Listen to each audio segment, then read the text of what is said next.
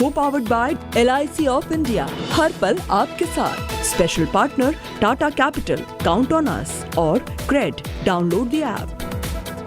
Budget के बाद आज बाजार को मानो पंख लगे, और वो भी हरे रंग के। जी हाँ, ग्रोथ को बढ़ाने वाले ताबड़तोड़ ऐलानों के बाद वित्त मंत्री ने सभी को खुश कर दिया। लेकिन बाजार में जो आज जोश दिखा है, क्या ये जोश बजट के बाद आगे भी जारी रहेगा? बजट के अंदर की कोई कुछ ऐसी बात है जो आपको जानना और समझना जरूरी है? किन सेक्टर्स के लिए बजट होगा बेहद बड़ा बूस्टर डोज? इन सभी मुद्दों पर, बाजार के आगे की चाल पर, बजट की बारीकियों पर बातचीत करने के लिए हमारे साथ बाजार के जाने माने दिग्गज कार्यक्रम में हो रहे हैं शामिल मोतीलाल ओसवाल फाइनेंशियल सर्विसेज के चेयरमैन और फाउंडर रामदेव अग्रवाल साहब, MK वेंचर्स के फाउंडर और बाजार के जाने माने दिग्गज मधु केला जी, साथ ही निप्पॉन इंडिया म्यूचुअल फंड के CIO इक्विटी मनीष गुनवानी साहब, और साथ ही एबेकस एसेट मैनेजर्स के फाउंडर सुनील सिंघानिया साहब। आप सबका स्वागत है।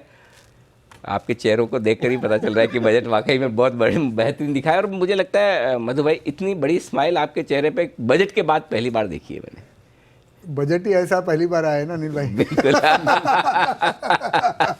बिल्कुल। तो आई थिंक जो फाइनेंस मिनिस्टर ने बोला था जो 100 साल में नहीं हुआ जी, वो ये बजट में होने वाला है। आई थिंक उन्होंने करके दिखाया, ये मानना पड़ेगा। और ये जो कोविड ईयर था, ये ना अपने को ये भी समझना है, सर्कमस्टेंसेस आसान नहीं है। कोविड ईयर था, इतना टाइम निकल गया, प्लस कुछ न कुछ इधर उधर हम छिपा छिपा के रख रहे थे। इस बार उन्होंने पूरा बोल्ड मूव लेके कंप्लीट एक क्लीन अप कर दिया।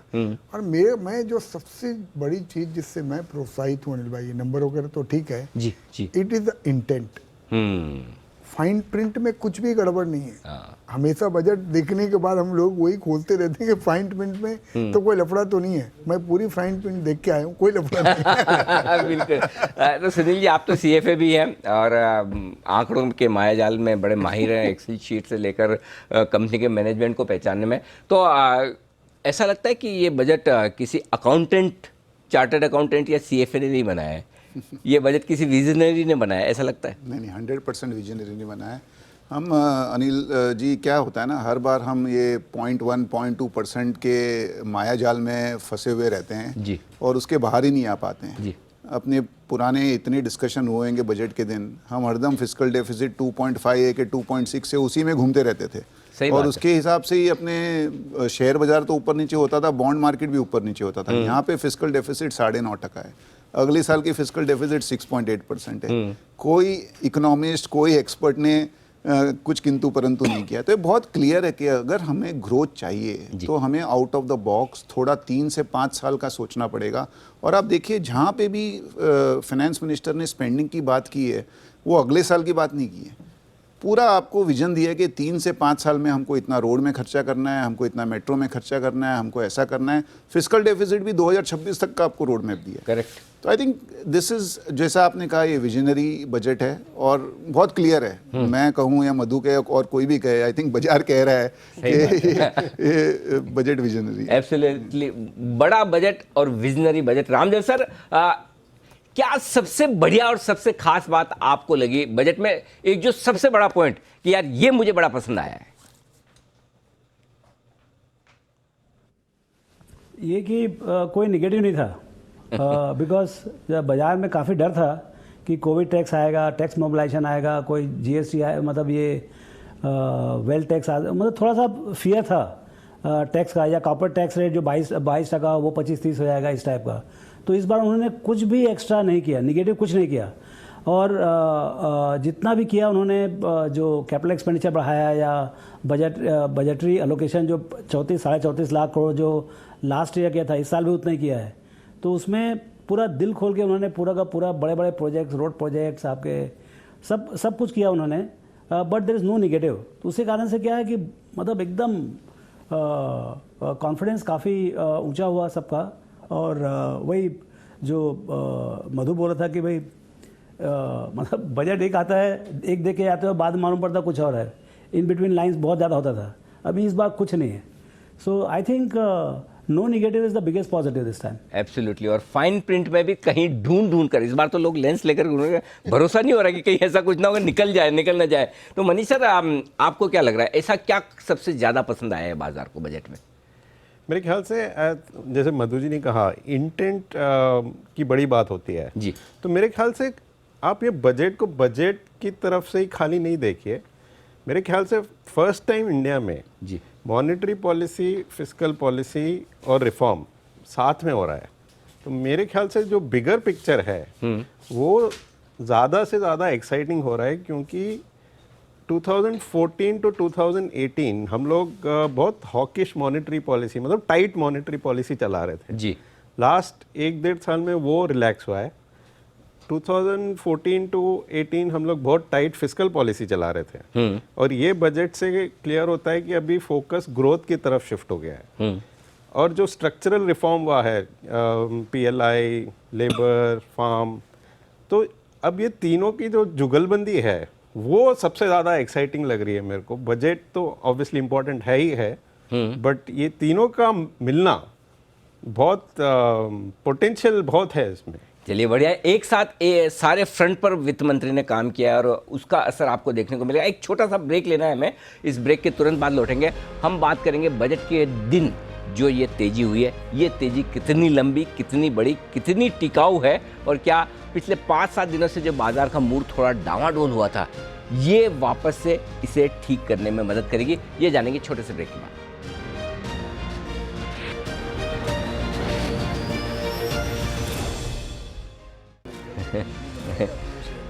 तो बाजार की चाल बजट के बाद ऐसी दिखी जैसी कभी दिखी नहीं। जी हाँ, इतना पसंद आया है बजट बाजार को। क्यों, ये बताने के लिए हमारे साथ 4 खास मेहमान हैं। तो मधु सर, सबसे बड़ी चीज़ यही है जो बजट में दिख रही है, शायद सरकार को सरकारी कंपनियों का डाइवेस्टमेंट करना है।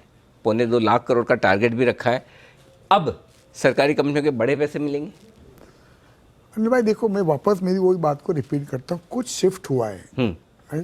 सरकार को डिसइन्वेस्टमेंट तो लास्ट ईयर भी करना था जी, और 2,20,000 करना था। हाँ। इस बार तो 1,75,000 है। Something has shifted somewhere. I am saying, अगर आप देखो ना, इंटेंट की बात मैं वापस बोलना चाहूँगा। अब आपने इनकम टैक्स में कर दिया कि 3 साल से ज़्यादा आप ओपन नहीं कर सकते। नहीं, करेक्ट। आपने विवाद से विश्वास स्कीम लाके 1 लाख 2 लाख जितने केसेस थे सबको एक आपने चांस दे दिया। ये भी बोल दिया कि 10 साल का खोलना है तो प्रिंसिपल कमिश्नर के पास जाना पड़ेगा। ये व्यापारी को आप पूछो इसकी क्या वैल्यू है। अपने जैसा फाइनेंशियल इन्वेस्टर ना ऐसे नहीं समझ सकता है। हमारे तो सिंपल रिटर्न होता है। जो व्यापारी को जाके पूछो कि कितने वो डरे हुए लोग डरे हुए रहते थे।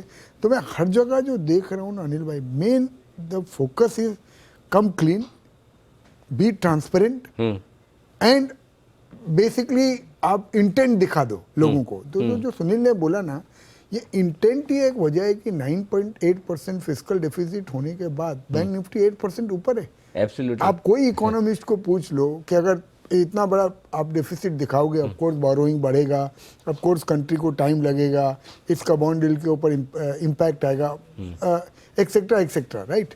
बट इस बार क्या हुआ, बिकॉज आपने ट्रांसपेरेंसी दिखा दी ना एक बार बोल के, और एक बार में सब कुछ खोल के दिखा दिया। 2 लाख करोड़ IFCI का इतने सालों का जो नहीं कर पाए वो भी दिखा दिया। तो एक कुछ निगेटिव नहीं है, दूसरा ट्रांसपेरेंसी, और तीसरा जो बहुत कम लोग बात कर रहे हैं नील भाई, मैं और आप बचपन से इंतजार कर रहे हैं कि किसी दिन तो 74% होएगा ये इंश्योरेंस का। हाँ सही बात है, बिल्कुल। हाँ मतलब जितने दिन से अपन स्टॉक मार्केट के करियर में आए तब से इंतजार हो रहा है। सही बात देखो कैसा एफर्टलेसली हो गया, कहीं कोई नॉइज नहीं, कुछ नहीं, कोई यूनियन नहीं, कुछ भी नहीं है। बड़ी बात है। तो रामदेव सर, तो मार्केट को क्या ज़्यादा पसंद आ रहा है, वित्त मंत्री की मैथमेटिक्स की कहीं इधर का उधर नहीं किया वो, या फिर फिस्कल डेफिसिट है बड़ा लेकिन धीरे धीरे कम कर लेंगे, ऐसा क्या चीज़ है कि मतलब वो सो खून माफ वाला मामला है कि चलिए कोई बात नहीं 6.8% फिस्कल डेफिसिट है तो भी चल जाएगा? एक्चुअली जो 21-22 मतलब जो आगे साल के लिए जो है 6.8% GDP फिस्कल डेफिसिट लिया है, वो मेरे ख्याल से काफ़ी अग्रेसिव लग रहा है लोगों को, काफ़ी बोल्ड लग रहा है। लास्ट ईयर का तो बाय डिफ़ॉल्ट ही है, 9.5% आपका हो गया तो यू आर हेल्पलेस, मतलब पूरा इकोनॉमी चौपट हो गया था, तो उसमें आपको सपोर्ट करने के लिए आपको देना ही पड़ा, हेल्थ केयर कॉस्ट सब कुछ था। लेकिन अगले साल के लिए 6.8 इज़ वेरी अग्रेसिव।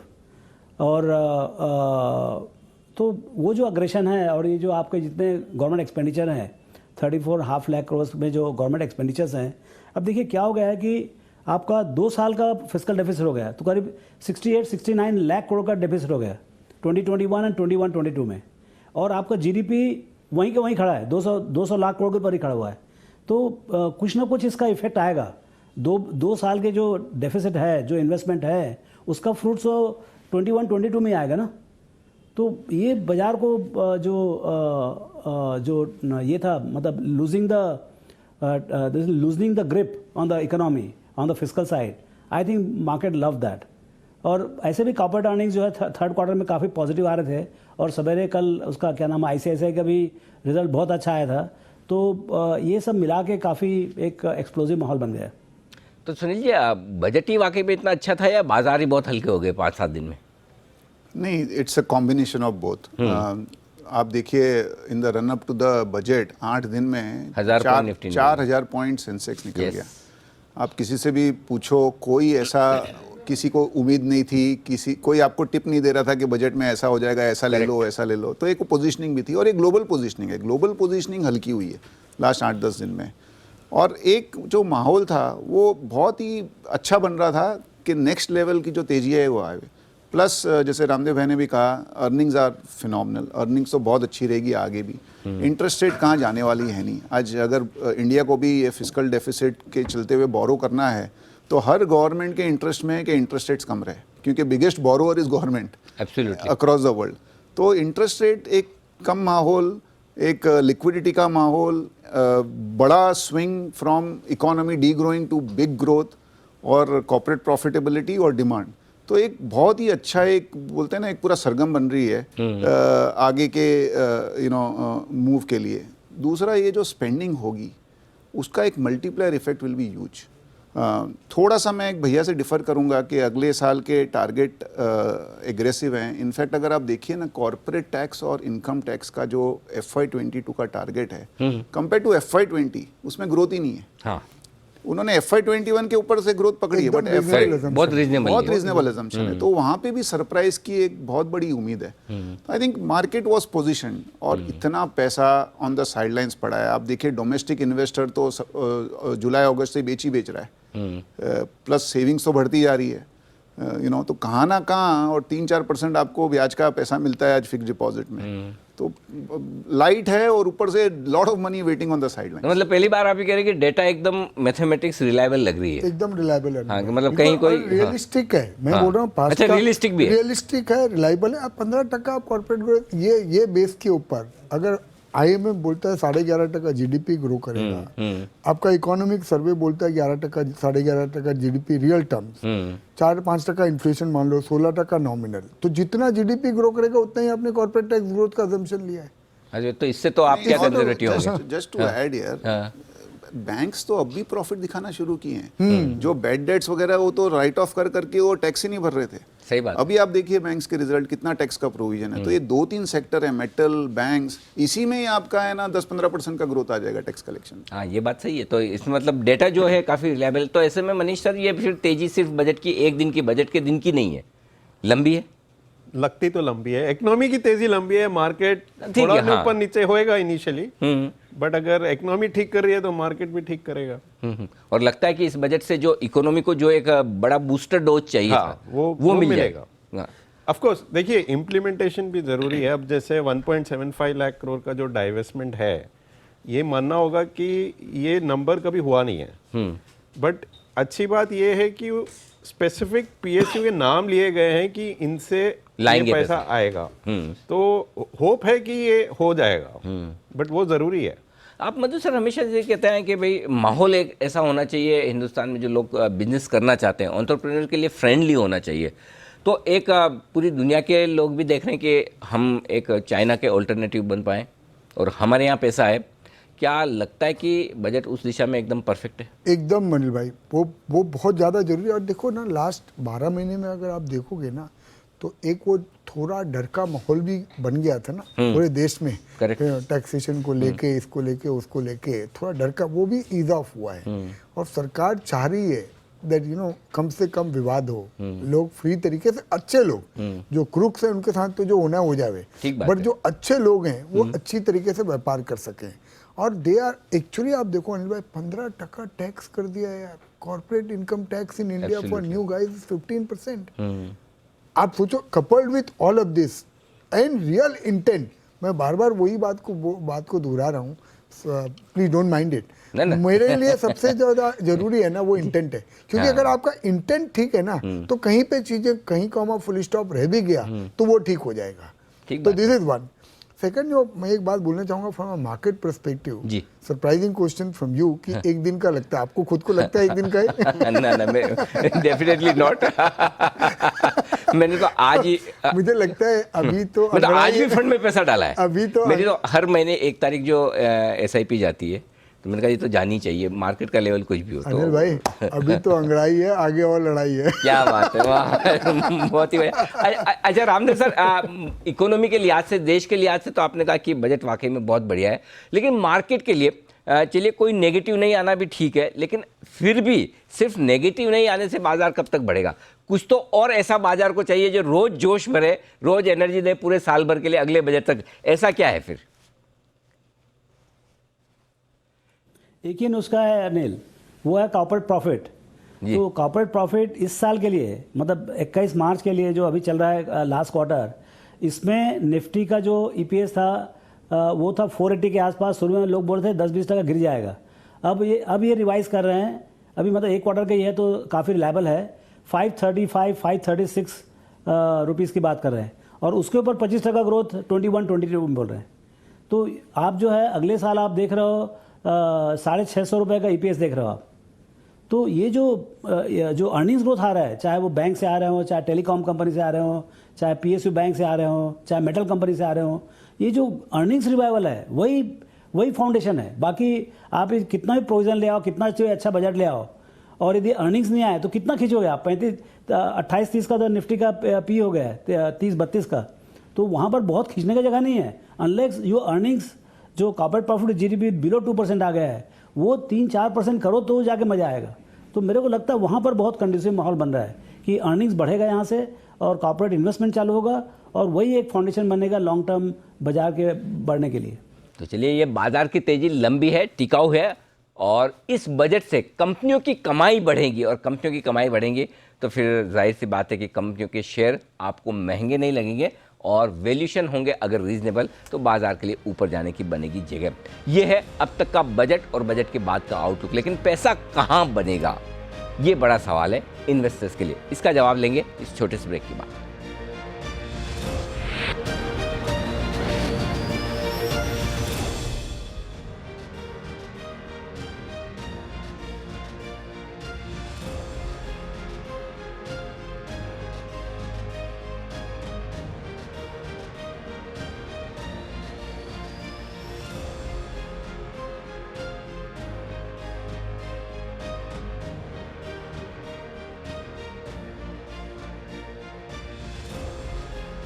तो इस बजट ने बाजार को किया है खुश, और बाजार ने दी है 2500 अंकों की तगड़ी उछाल बजट के बाद। लेकिन अब बड़ा सवाल है कि क्या इतने बड़े उछाल के बाद, जब बैंक निफ्टी फिर से लाइफ टाइम हाई पर है, निफ्टी लाइफ टाइम हाई की तरफ करेक्शन पूरा करके बढ़ने को तैयार है, क्या पैसा लगाने के मौके अब भी बचें, या हो चुकी है देरी जो इंतजार कर रहे थे बजट का? यही जानने की कोशिश करते हैं। बाजार के 4 जाने माने दिग्गज हमारे साथ हैं, रामदेव अग्रवाल साहब, मधु केला सर, सुनील सिंघानिया जी और मनीष गुनवानी साहब। आप सबका एक बार फिर से स्वागत है।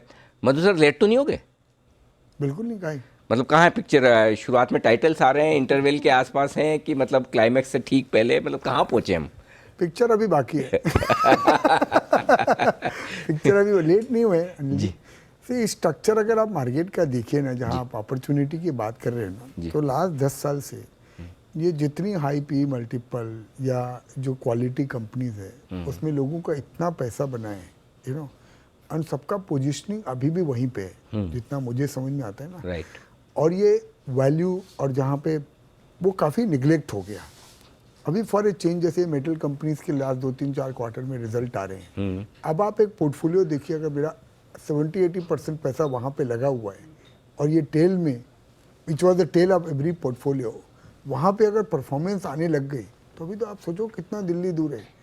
अभी तो पहले लोगों ने 80 पी वाला बेचा ही नहीं है, तो ये छोटे पी वाला खरीदने का तो चालू भी नहीं हुआ है अभी। सही बात। तो मेरा जो इस वक्त मानना है कि आपको ये वैल्यू बास्केट में डेफिनेटली ऐसा नहीं, इसको निगलेक्ट करना खतरनाक होगा मेरे हिसाब से from medium to long term perspective, because अब इसमें अर्निंग आने लगी है और अर्निंग दिखने लगी है। ये यहाँ पे सेक्टर्स में, चाहे वो इंफ्रास्ट्रक्चर हो, चाहे वो रियल एस्टेट हो, चाहे वो पब्लिक सेक्टर बैंक हो या PSU कंपनीज हो।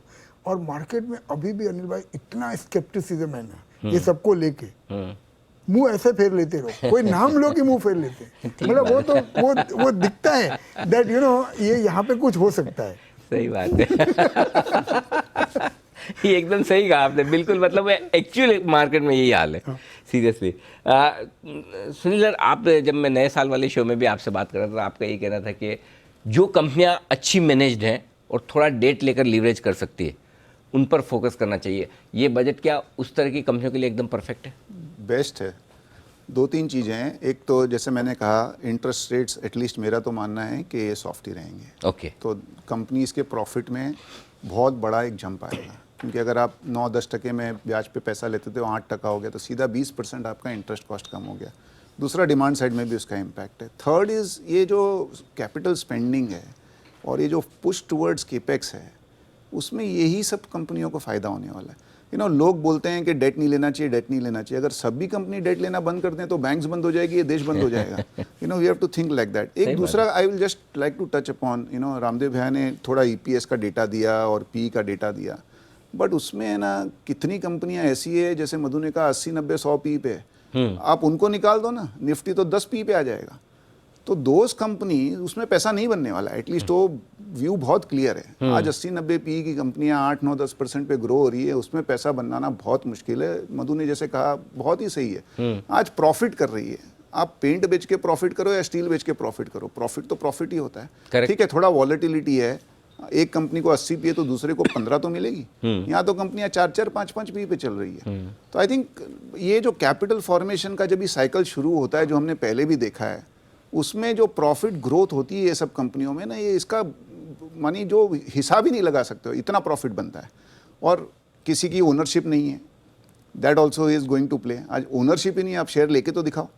सही बात है। तो ये एक इसमें और है ना, sorry just to add what Sunil is saying ना, ये सब एक सीजनल होता है। ये 30 साल का मेरा अनुभव है जी। जैसे अभी लोग बोल रहे हैं PSU में पैसा नहीं बनता है, आप जाके रमेश दमानी को पूछो, आप राकेश झुंझुनवाला को जाके पूछो 2002 और 2008 के बीच में क्या हुआ था।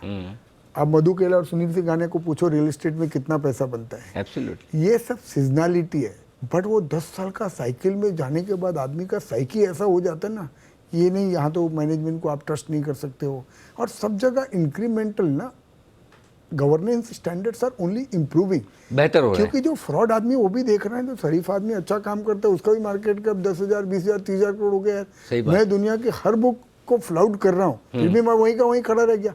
तो जैसे मैं और आप देख रहे हैं, वो भी देख रहे हैं ना, तो अच्छा काम करने को अच्छा काम करने को कर रहा है। उत्साहित है लोग। अभी जो लोग पहले नहीं सोचते थे ना वैसा, वो भी देख रहे हैं कि यार ये तो सीधा सीधा रास्ते में चलने वाले लोग भी हिंदुस्तान में कितना आगे बढ़ रहे हैं। और प्लस क्या हो गया अनिल भाई, एक जो सबसे बड़ी बात हो गई ना, दिल्ली से फोन तो आता नहीं है किसी को बचाने के लिए। हाँ, ये बात सही। तो जो गलत काम करने वाला है ना, उसको भी डर बैठ गया है। हाँ, सही चोर की दाढ़ी में कि कहीं लफड़ा ना हो जाए भाई। सही बात। और लफड़ा हो गया तो मेरे को कोई बचाने वाला बच्चा नहीं है। हाँ, ये बात सही। तो ये जो बदलाव आया है, ये बदलाव जो है ना, वो अभी आप देखो, चाहे वो आज की डेट में अपने को लगता है कि लेट्स से इंफ्रास्ट्रक्चर में सब चोर हैं, देखना कितने साहूकार निकलेंगे इसमें से। सही बात है। तो ये बड़ा चेंज आ रहा है जो कंपनियों के लिए आज से बड़ा इंपॉर्टेंट है। रामदेव सर, आज भी जैसे अगर तेजी हुई तो वापस से बैंक्स, NBFC इन्होंने बड़ा तेजी से लीड किया। आपके फेवरेट सेक्टर्स भी हैं, आपको बड़ा पसंद भी आते हैं। तो क्या वाकई में बैंक्स के बढ़ने के कोई बड़े रीज़न है, NBFCs के बढ़ने के कोई बड़े रीज़न है और आगे लीडरशिप रहेगी इनकी?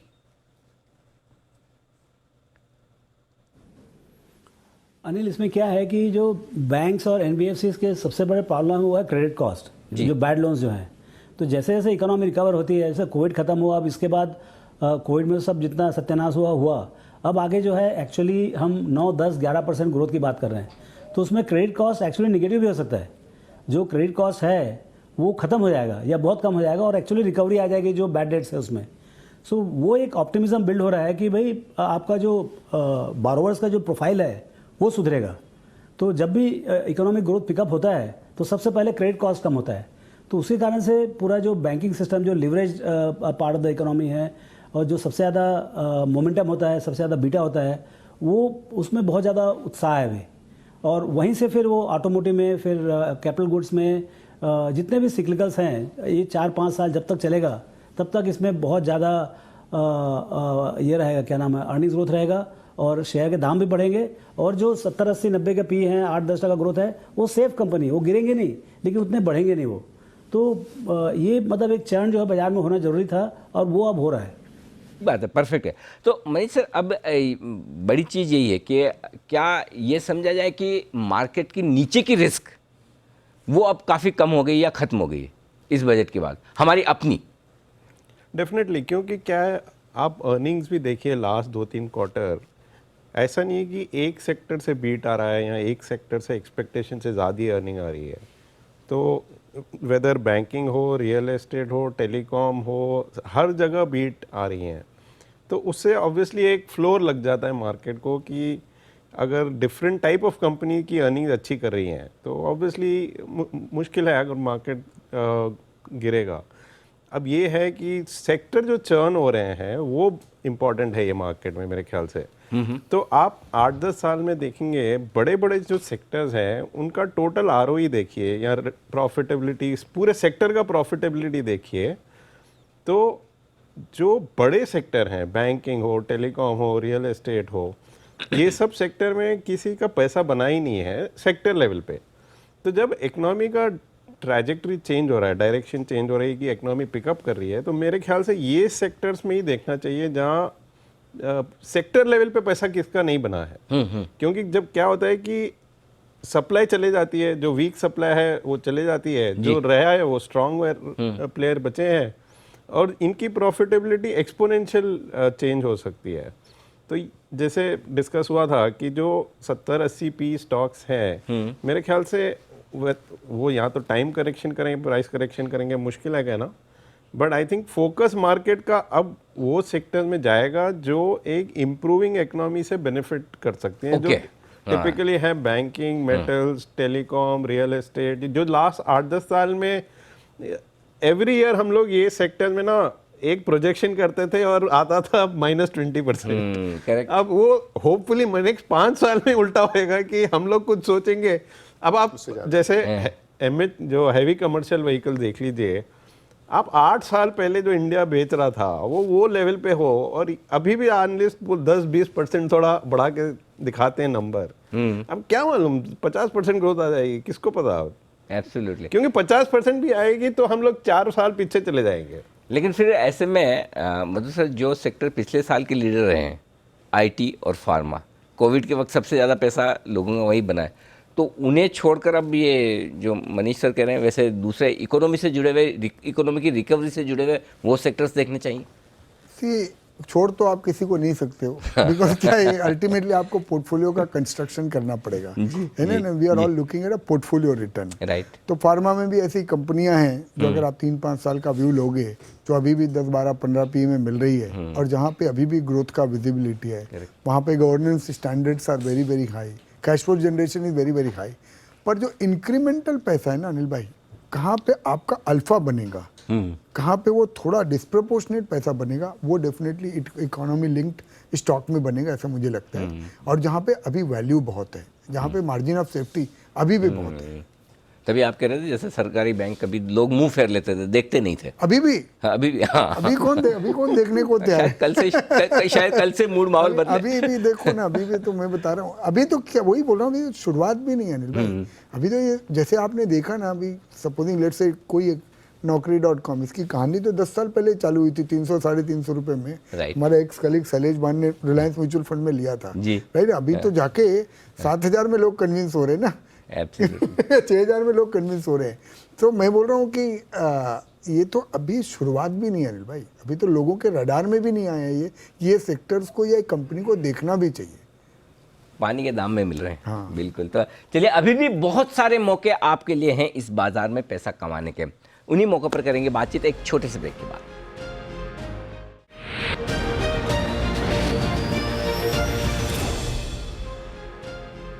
बजट के बाद बाजार के डायरेक्शन पर बातचीत करने के लिए हमारे साथ देश के 4 बड़े धुरंधर दिग्गज हैं बाजार के, जो बता रहे हैं आपको कि आगे किस तरह की बाजार की चाल रहेगी। आइए ढूंढते हैं वो मौके जो आप जानना चाहते हैं कि बजट के बाद कहाँ पैसा लगाना चाहिए। रामदेव सर, आपसे शुरुआत करता हूँ। इस वक्त इस बजट को देखने के बाद आपको क्या लगता है, किस तरह का पोर्टफोलियो होना चाहिए? कौन से सेक्टर्स आपको लगता है जो अब पोर्टफोलियो में होने ही चाहिए? एक तो अनिल, सबसे बड़ा जो रिस्क ये है कि आपके पास जो आपका अलोकेटेड इक्विटी वो नहीं है। मतलब यदि आपको 100 रुपये में 50 रुपये इक्विटी खरीदना है, तो यदि 50 रुपये अलोकेटेड नहीं है तो सबसे बड़ा डेंजर वो है, you know. So you must buy full Kota of your equity. और उसके अंदर फिर जो भी, ऐसा तो नहीं कि आज के आज ही सब पूरा पोर्टफोलियो बनाना है, ऑलरेडी आपके पास पोर्टफोलियो होगा, उसमें जो 1-2 और फेरबदल कर सकते हैं क्लियरली। थोड़ा और सिक्लिकल्स खरीदना चाहिए, थोड़ा कॉर्पोरेट बैंक्स हैं या ऑटोमोटिव है या जो जिस टाइप के अर्निंग्स जहाँ दिखेंगे, even the infrastructure companies, order book overflow होगा। सो जैसे जैसे इकोनॉमिक मोमेंटम पिकअप होगा तो 1-2 और एडिशंस होंगे। बट मुझे लगता है कि सबसे बड़ा डेंजर ये है कि बहुत ज़्यादा टाइमिंग हो रहा है बाजार में, और बड़े जितने HNIs हैं, जो होशियार लोग हैं, उनमें काफ़ी लोगों ने प्रॉफिट बुक करके बाहर बैठे हुए हैं।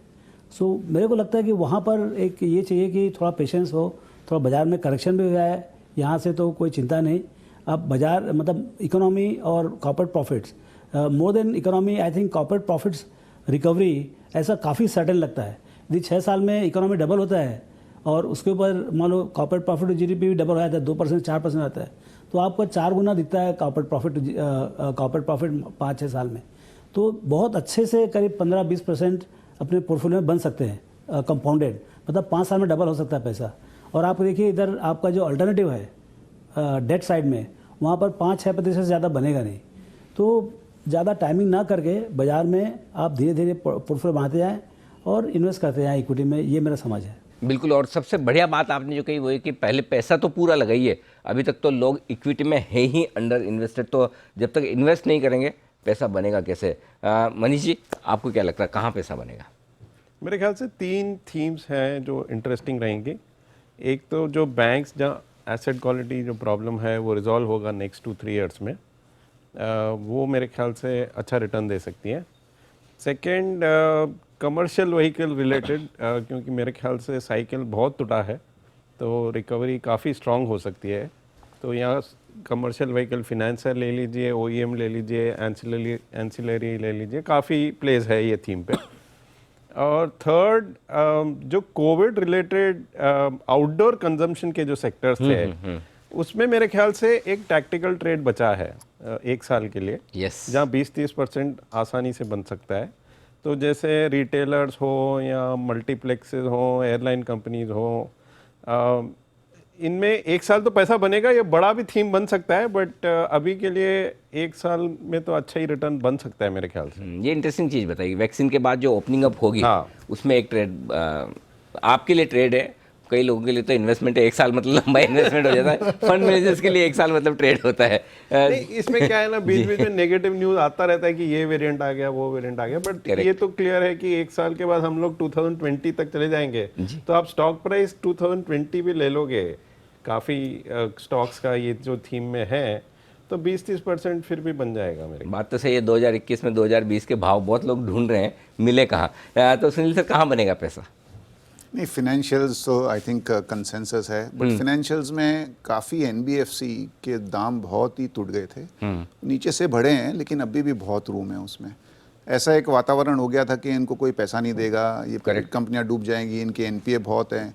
उसमें बहुत बड़ा एक रिवाइवल हुआ है। एक तो जैसे पहले का इंटरेस्ट रेट्स कम हो गए, तो दे बेनिफिट आउट ऑफ इट। और इकोनॉमी में जब भी ग्रोथ आती है, कंजम्पशन में ग्रोथ आती है, तो ये जो NBFCs है, they are the first to rebound. जैसे वो CV साइड हो गया, या even gold we continue to be positive, या अदर भी जो NBFC है। आई थिंक एक ये सब जो इकोनॉमी रिलेटेड सेक्टर्स की हम बहुत चर्चा कर रहे हैं, हमें डिजिटल को नहीं भूलना चाहिए। एक हमारा जो दिनचर्या है ना, वो बहुत चेंज हो गया है। Correct. और एक कोविड के वजह से वो एक्सेलरेट हो गया है। आई थिंक अगर ऑनलाइन शॉपिंग करता हूँ तो इकोनॉमी 6% हो या 10% हो, मैं ऑनलाइन ही शॉपिंग करूँगा। तो ये डिजिटल जो थीम है, आई थिंक इंडिया में अगर 10 के सेल पे हम 1 भी नहीं पहुँचे हैं, चाइना 8 पे, यूएस 10 पे है, हम 1 तक भी नहीं पहुँचे। तो वहाँ अगर आपको कोई भी मौका मिले आपको छोड़ना नहीं चाहिए। हो सकता है ये करेक्शन में सब आईटी फार्मा सब भूल जाएं, वहाँ you might get an opportunity, but that is a very very strong thing. Madhu sir, मैं तो जवाब दे चुका हूँ आपको। पर मैं एक और बोलना चाहूँगा कि ये बुफे लगा हुआ है, अब आपको देखना है कि आपको क्या खाना है, राइट?